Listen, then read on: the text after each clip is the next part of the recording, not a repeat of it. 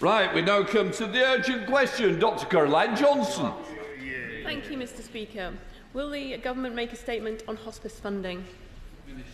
Thank you, Mr Speaker. And I am really grateful this morning to the Honourable Member for Sleaford and North Hykeham for asking this important question. This Government wants a society where every person receives high-quality, compassionate care from diagnosis through to the end of life. We will shift care out of hospitals into the community to ensure patients and their families receive personalised care in the most appropriate settings, and palliative end-of-life care services, including hospices, will have a big role to play in that shift. Most hospices are charitable, independent organisations which receive some statutory funding for providing NHS services. The amount of funding each charitable hospice receives varies both within and between ICB areas. Specifically on children and young people's hospice funding, the Minister of State for Care met with NHS England, Together for Short Lives, and one of the chairs of Children Who Need Palliative Care APPG to discuss children's palliative and end-of-life care, and this funding stream was discussed at length at that meeting. This Government recognises the range of cost pressures the hospice sector has been facing over a number of years. So today I'm delighted to announce the biggest investment into hospices and end-of-life care in a generation. Yeah. We are supporting the hospice sector with a £100 million boost for adult and children's hospices to ensure they have the best physical environment for care, and £26 million revenue to support children and young people's hospices. This funding will help support hospices and deliver much-needed funding for improvements, including refurbishments, overhauling IT systems and improving facilities for patients and visitors. The funding will help hospices this year and next to provide the best end-of-life care for patients and their families in a supportive and dignified physical environment. Hospices for children and young people will receive a further £26 million funding for 25-26 through what was until recently known as the Children's Hospice Grant. We will set out the details of the funding allocation and dissemination in the new year. We completely understand the pressures people are under. To govern is to choose. This Chancellor chose to support health and social care in the budget. The alternative is not to fund. This sector has suffered from 14 years of underfunding. We are righting this historic wrong. The Government is committed to ensuring every person has access to high-quality palliative and end-of-life care. As part of our plan for change, we are taking immediate action to make our health service fit for the future. I'm sure the Honourable Lady and everyone in this House today will welcome this announcement, and I want to thank her for giving me the opportunity to give the House an early Christmas present. I think you might find it's me that's granted, but don't worry, Minister. Dr Caroline Johnson. Thank you, Mr Speaker. After the confusion of yesterday, I welcome the fact that further details on hospice funding have been announced, albeit by dragging it out of the Government on the very last day of Parliament. On the 30th of October, the Chancellor decided to break her election promise by increasing employers' national insurance contributions and reducing the threshold at which employer contributions are payable. It was later confirmed that hospices would not be exempted from this increase in costs. Now the Government has announced new funding for the sector, which they have the audacity to call the biggest investment in a generation. Let us be clear what is going on. They are taking millions of pounds off hospices and palliative care charities and then think they should be grateful when they give them some of it back. This is socialism at its finest.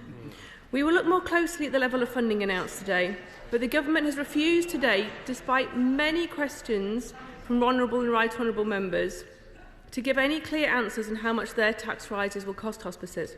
So I'll try again. Can the Minister please tell us how much they estimate they will raise from taxing hospices more? Was an impact assessment ever produced on how hospices will be hit? And how will that affect the care they provide? Do they expect the funding they've announced today to cover the additional costs in its entirety? At the heart of this discussion are charities providing compassionate care to terminally ill people in their final days, weeks and months. While hospices were left without information, Hospice UK reported that 300 beds have already closed, with many more to come. Does the Minister accept any responsibility for this? Ultimately, it's patients that will pay the price. And while we welcome this update for hospices, when will the Health Secretary come forward with more details on the many other health providers that are hit by Labour's tax increases, including GPs, community pharmacies and dentists? Will they be expected to be similarly grateful for getting back some of the money they've had taken from them? Minister. Well, Mr Speaker, to govern is indeed to choose. The party opposite neither chose this sector or any other health sector, and they refuse to govern. Within 5 months, we have not only increased the funding to the health sector to stabilise it, but we have now announced this today. I think beneath all of that, there might have been a welcome for this announcement, but I'm not entirely sure there was.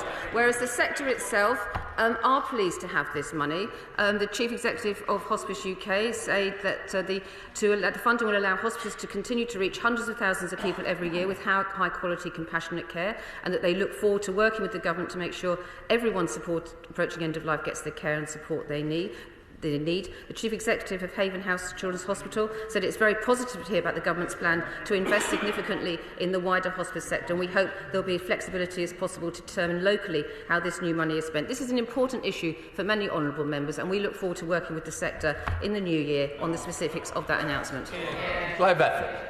Mr. Speaker, this is a very welcome announcement from the Minister today, and I'm sure the hospices are breathing a sigh of relief after 14 years of the level of funding that they enjoy under the Tories. But can I ask my honourable friend, if we are to move palliative care out of hospitals and into care situations or into people's homes, then this money needs to be passported to the hospice sector in order for them to play their part. ICBs have been charged under the 22 Act to provide that funding. Will this funding go through ICBs, or will this money be passported straight to the hospice sector? Minister. He makes an important point about the need for more people to be treated at home. That is absolutely the direction of travel that we want to see, and this money will help indeed, for example with technology, to help more people be treated at home. ICBs are responsible for commissioning and allocating funding, so that will be done in the normal way. Liberal Democrat spokesperson Helen Morgan. Thank you very much, Mr. Speaker, and I wish you and the whole team a very Merry Christmas. Last week I visited Hope House in my constituency, where I met beautiful young Esme, one of hundreds of children cared for by the hospice every single year. She's nearly 3 and has a life-threatening heart condition. Now, Esme's family don't know what the future holds for her, but they know that Hope House will be there to support them, as they have since before she was born. There are 300,000 people like Esme treated in hospices every year, and just 1/3 of the funding comes from the NHS. That leaves them, institutions like Hope House and nearby 7 Hospice, reliant on generosity and unable to plan as they wait for confirmation of the funding that they're going to be receiving from the NHS.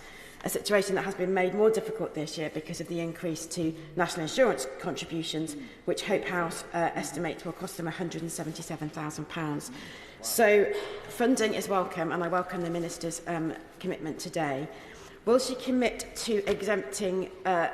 Will she be able to explain whether the increase that she's announced today will cover the NIC hike for hospices and indeed the increase in living wage that was announced at the budget? And will she commit to providing future settlements in a timely manner so that hospice managers can budget effectively for the coming year? Minister. Well, I thank the Honourable Lady for her questions, and I thank her for welcoming the announcement, as she will know that in the last 14 years that the sector has been neglected like the rest of the NHS and social care system. As we have repeatedly said, to govern is to choose. We have improved the settlement for the health sector this year. This is a welcome announcement that can be used by the sector to manage some of those pressures and deliver the sorts of services they want to do for the future. Josh Fenton-Glynn. Thank you, Mr. Speaker. Does the Minister agree with me that the amazing staff at Overgate Hospice in my constituency should be focused on caring for their patients and not funding this Christmas? And will she confirm that this funding allows them to do so? Also, this April I'll be running the London Marathon for the Overgate Hospice's Big Build appeal, and I wonder if the Minister would sponsor me. Minister. That's possibly one of the most cheeky questions I've ever heard about asking this, and I'm obviously going to have to say yes to that question, frankly, rather him than me. I mean, good luck with him doing that. I know there are many honourable members that do raise money for their local constituencies, and the marathon is an important part of that. We do understand how different hospices are funded differently throughout the country. We do want to make sure that end-of-life care, with all the different options that people have in their local systems, is well supported. It's really important for people to have some of that security, and I know that this announcement will be welcomed by his local hospice, as it is by the sector today. Sir Bernard. Thank you, Mr. Speaker, and Merry Christmas. The St Helena Hospice in Colchester, which serves my constituency and that of the Labour member for Colchester, estimates that the NI increase is going to cost them £300,000 in the full year. Can the Minister now give a guarantee that they will be compensated by the government in full? Again, the Honourable Gentleman is supporting his local hospice with his neighbour. That is good to hear. We will announce allocations for the whole sector and the NHS in the usual way in the new year. Sarah Edwards. St Giles's Hospice in my constituency has funding challenges like any other, but one of the things that they mentioned to me was around the sustainability of when they're contracted to do things. So I wondered whether or not the department was considering the timing, not just the funding, to enable better planning and better staff planning as well. I thank my honourable friend for her question. Yes, stability and understanding longer-term planning is important for this sector as it is for many others, and certainly we want to make sure we work with the sector and the wider NHS so that we do deliver our longer-term 10-year plan, but get to that process in the next few years as well. Thank you, Mr. Speaker, and Merry Christmas to you. St Luke's Hospice in my constituency that actually covers the whole of Brent and Harrow, I helped form back in the 1980s. They tell me that the biggest problem they face is every time there's an increase in nurses' pay, doctors' pay, that's never passed on to them. So they have to find the money from charitable giving. Now, the Minister's announcement is welcome today of extra money, of course. However, she still hasn't she's failed to answer the question, will this cover the national insurance increase or not? Mr. Speaker, honourable members are all going to support their local hospices, as I know is so important for us all to do and the sector. But I do have to remind the House the parlous state in which we inherited after 14 years of the last government. And if honourable members opposite, many of whom were part of that government, wanted to rectify the way in which hospice funding is allocated or sorted, or indeed manage end-of-life care better, they had plenty of opportunity to do so. This government has hit the ground running, has absolutely made a fast track at doing this, and this announcement today is clearly part of that. I hope they all welcome it, and it's a shame they didn't do it themselves. Helen O'Donoghue.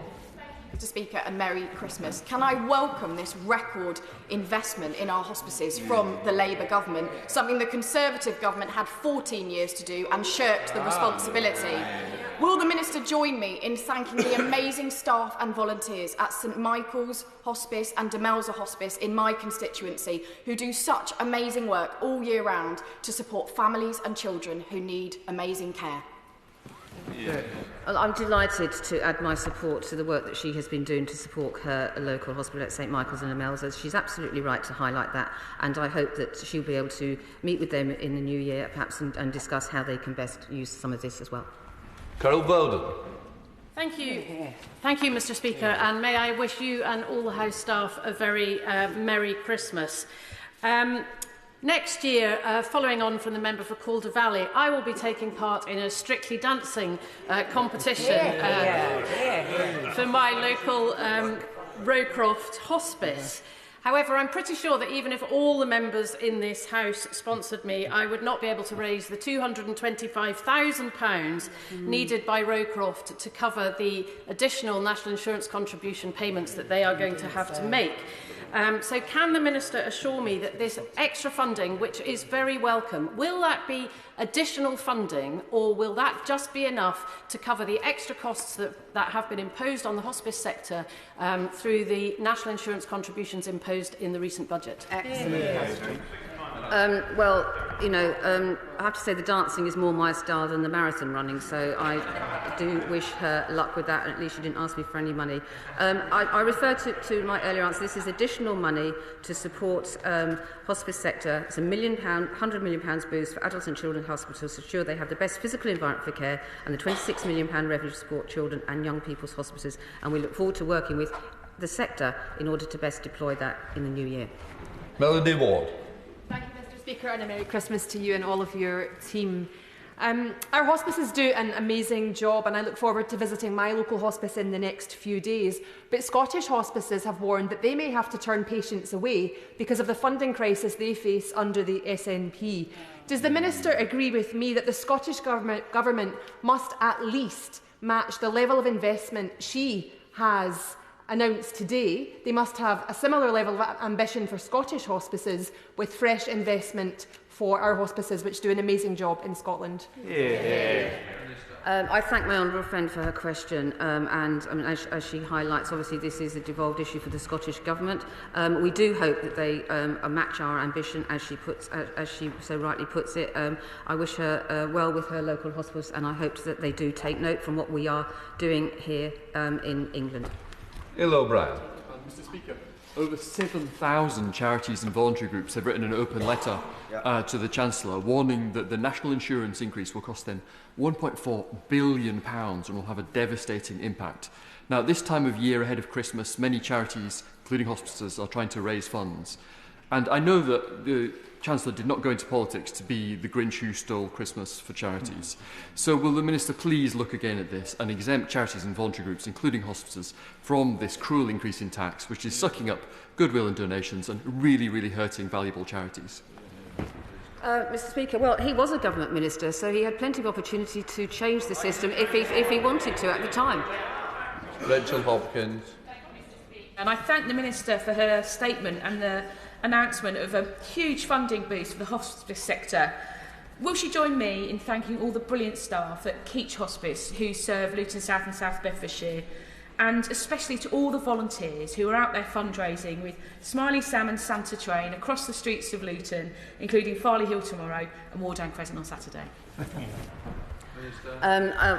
my honourable friend for making that point, so I wish them well for their weekend activities. And she's absolutely right to also highlight not only the staff, but the hundreds of thousands of volunteers across the country who work to support the hospice sector and others about end-of-life care. It's so important for people when they are undergoing end-of-life care and supporting those families. It's something that I've experienced. My father died over a Christmas period a number of years ago. It's a hard time of year to have a death, and I absolutely warmly support what they're doing this weekend. Paul Helms. Thank you, Mr. Speaker. The fact that the Minister has come here expecting us to welcome and congratulate her on giving money that her government has taken away in the first place really beggars belief. Mountbatten Hospice in my constituency needs an extra £1 million because of the NICS increase that her government's brought forward. So will she guarantee to Mountbatten and the charitable sector, including hospices, which the last government increased funding in before she comes back to me with that answer, will she guarantee to them that the announcement today will cover the £1 million that her government has taken away in NICS contributions? I mean, Mr. Speaker, what beggars belief is that person after person, man after man from the opposition benches feels able to get up and still defend their record in government. Not once have we heard that they agree even with Lord Darcy's diagnosis, and not once have they said that they welcome the extra investment that this Chancellor found by choosing to support the health sector in the budget. Until I think they reach that conclusion themselves, I'm afraid they're destined to be on those benches for a very long time. We're in the Jess. Mr. Speaker, and Merry Christmas to you and your team.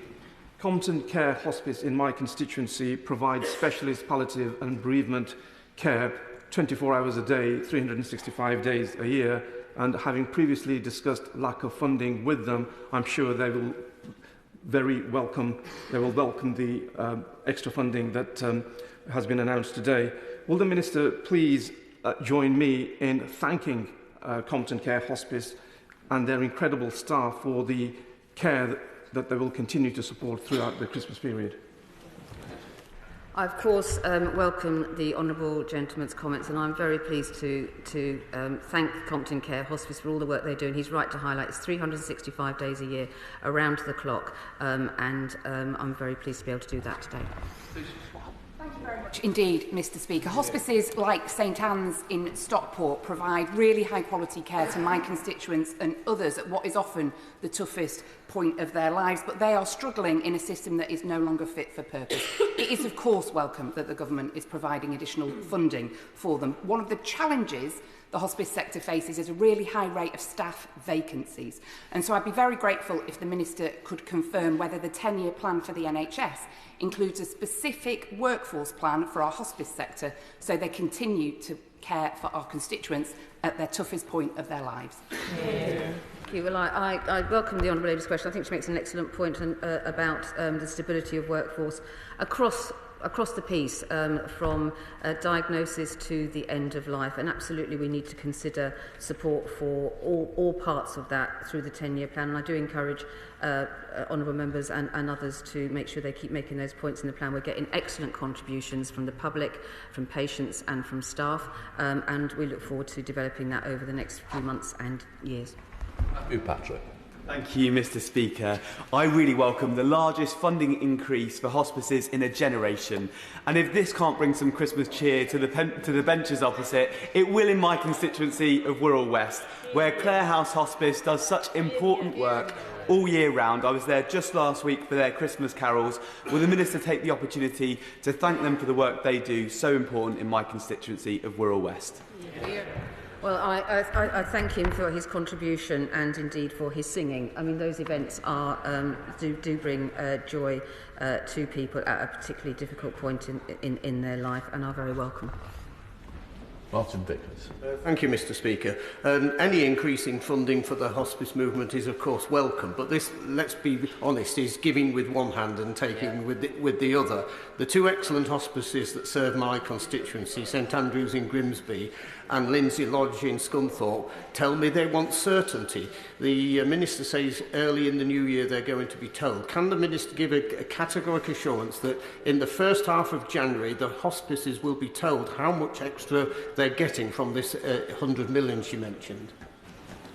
I thank the honourable member for welcoming the announcement. As I said in my announcement, we will be working with the sector in the new year, and then we will be making allocations accordingly. Gareth Snell. Mr. Speaker, Stoke-on-Trent is wonderfully served by the Dougie Mac and Donna Louise hospices. They are part of a healthcare system in Staffordshire and Stoke-on-Trent that the Minister knows has a £90 million projected deficit. Can the Minister give some assurances what oversight there will be so that the money that goes to the ICBs reaches the hospices and that the team in Staffordshire and Stoke-on-Trent don't try and use some of this welcome new money to fill holes elsewhere? The honourable gentleman makes an excellent point, and one that's been raised earlier. It's absolutely vital that ICBs do work with all providers to understand both the needs and how they are best met. So I know he will be diligent in pursuing what's happening with that funding with his local ICB as he's already been. And I know we will be working with Hospice UK to make sure that absolutely does happen across the piece. Seamus Logan. Thank you, Mr. Speaker. A member opposite calls for a fresh approach by the SNP government in Holyrood. But she clearly expects us to do this with fresh air, because part of the 750 million additional cost from these national insurance contributions will fall on hospices. On Tuesday, you had an opportunity to vote against that cost. Now, will the Minister now confirm that there will be burnout consequences for Scotland, and how is she going to address the problems that Marie Curie in Scotland face? Well, again, I mean, I admire the honourable gentleman for keeping on the same wicket. This government, in the budget, has made the greatest allocation to the health sector. What the Scottish government does with their consequentials and how they manage that is entirely a matter for them. And if they're not doing a good job, then they need to vote for someone else. Thank you, Mr Speaker, and can I wish you a Merry Christmas, the team and all the wonderful staff on the Parliamentary estate. I very much welcome this big investment into local hospices, and I know this will be welcomed by my local children's hospice, Forget Me Not, and the Kirkwood, who do invaluable work in my constituency. But can I ask what assessments she's carrying out on long-term sustainable funding for the sector, particularly in relation to statutory funding and the increasing role that hospices play in the community and in people's homes? I thank my honourable friend for her question. She's absolutely right to highlight the need, as I've said earlier, something that was not addressed by the last government in over a period of 14 years, generally around end-of-life care and its stability as part of the wider system, which obviously is a commissioning role for ICBs, and as part of our look at long-term, the 10-year plan, that will be really important to do. Sir John Hayes. Thank you, Mr Speaker. We can all agree that hospices do vital and valued work, like St Barnabas in Lincolnshire. And I hope we can all agree that every government has increased national health spending. It's simply a matter of fact, Labour and Tory. So I just asked the Minister to show a little wisdom in contrition, in acknowledging that the national insurance increase that was imposed on charities and hospices has done immense damage. We welcome the funding today, of course we do. But she needs to be straightforward. Was she consulted, or any of the health team, before the budget about the impact of that NI increase on hospices, health charities, pharmacies, and so on? Can I advise her, put down the folder and tell us what you really think? Yeah. I've scribbled my own note, and he says that he agrees, but the issue here is that his government, over 14 years, did nothing to support. They did nothing to make a change. But that's why this is such an important announcement that we are making here today.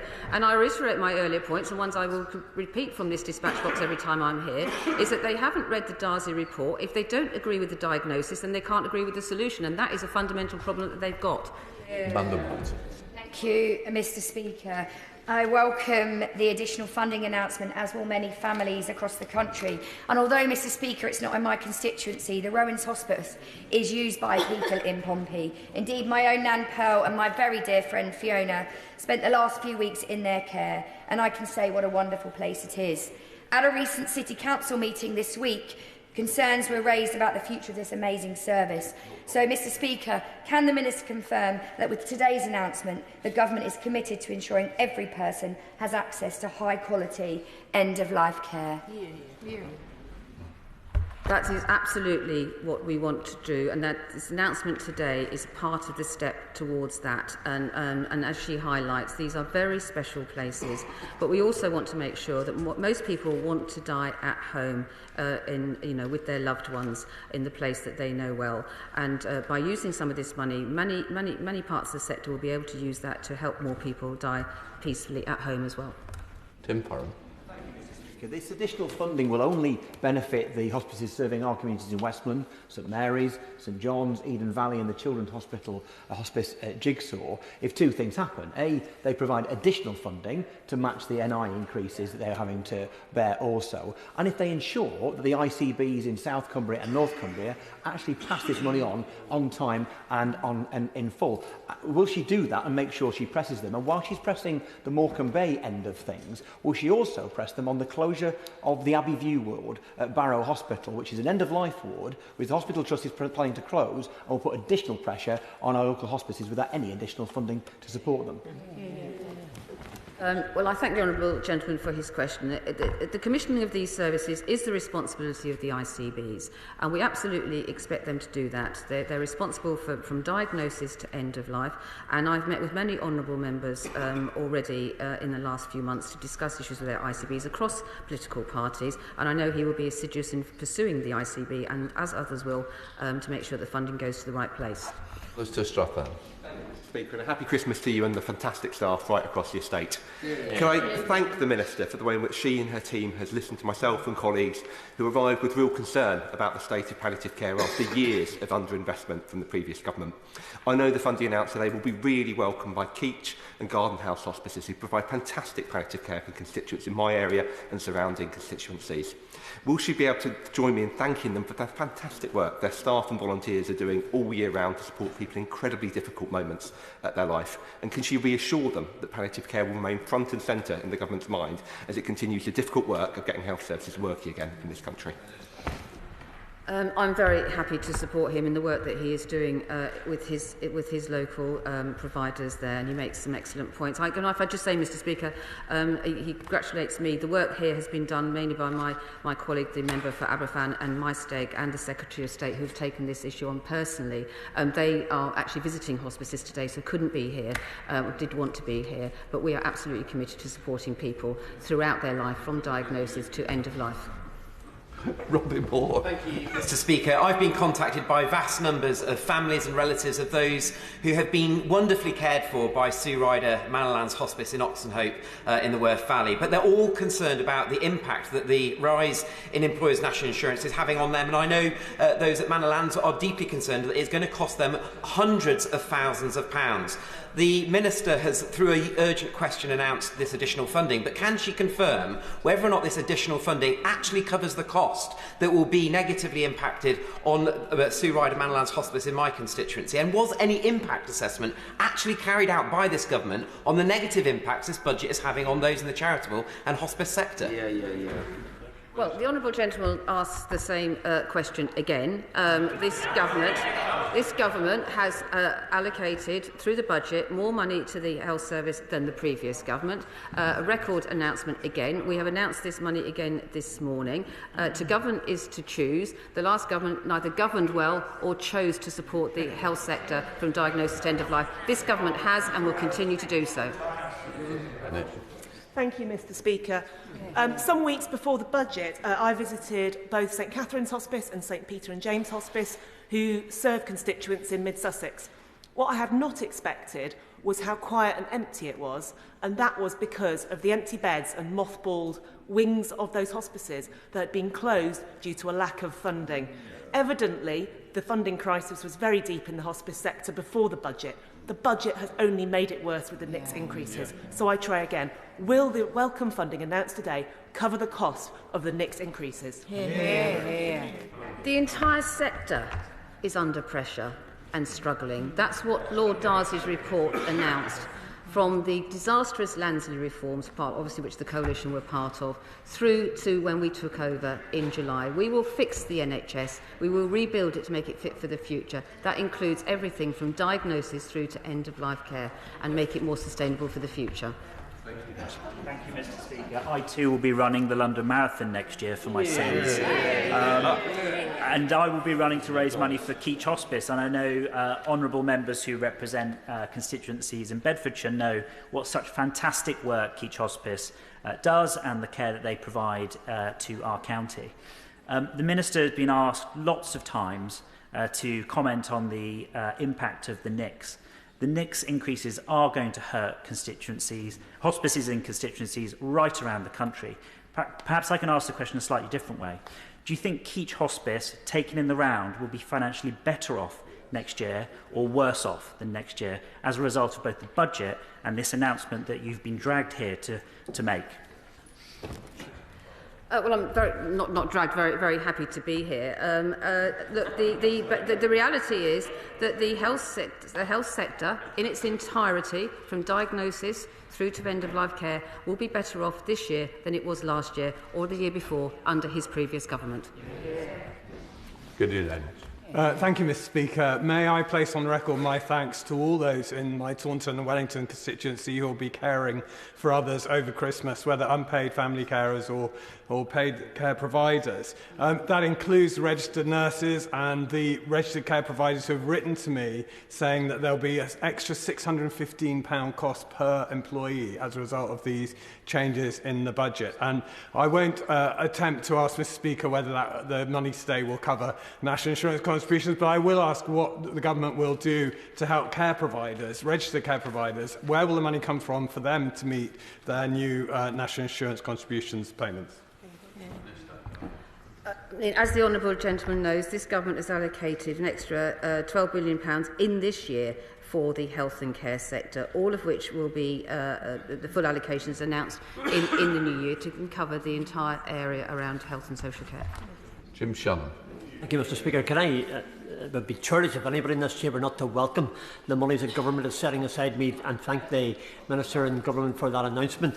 But can I ask this question? What discussion has the Minister had with Cabinet colleagues to secure exemptions from national insurance contribution hikes for hospice workers? I think, Mr. Speaker, of the Mary Curry. I spoke about them the last day in Westminster Hall. The Honourable Lady will probably have a Mary Curry in her constituency. We know what they do, considering that unlike mainstream NHS, they won't be exempted and yet carry out the end-of-life care that the NHS simply cannot provide. And further, what help for carers in the community whose withdrawal of service would leave the care system decimated? Thank you. Here. As he knows, makes an excellent point about carers and carer support, that we made announcements around that during the budget also. I mean, we will make more general announcements about allocations in the new year.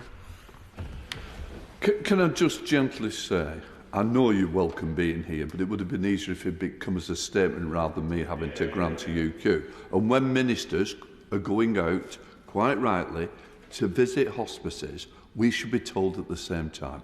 I just gently say it would be nicer and easier for us all to do it this way. And I do thank the Minister for going. And I would also just say to all of us, our hospices matter. In the case of mine, the Children's Hospice of Darien House and St Catherine that serve us, I wish them all the best for Christmas and thank them for the duty that they carry out on behalf of our constituents. Right, let us move on. Thank you.